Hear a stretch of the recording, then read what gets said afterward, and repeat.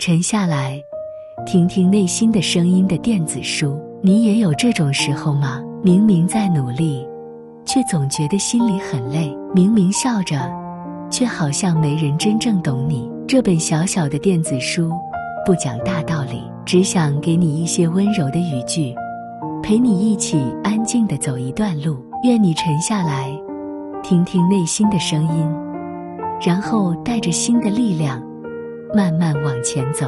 有时候不是世界太吵，是我们太久没和自己说话了。停下来不是懒惰，是为了倾听真正重要的声音。当你觉得撑不下去，也许只是该换种方式前进了。你已经够努力了，别忘了也要温柔地拥抱自己。不是每一条路都要马上做决定，有些方向需要等风来。学会和内心和解，比赢得一场争执更重要。你不需要时时刻刻都坚强，脆弱是一种真实。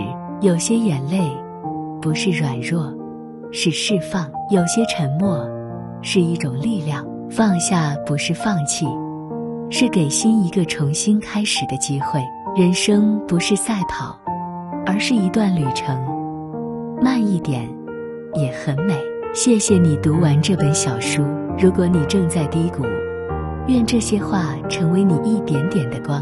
如果你愿意，也欢迎分享这本电子书，也许正有一个朋友刚好也需要它。关注更多内容，小红书、Instagram、Facebook，下一本作品即将推出，敬请期待。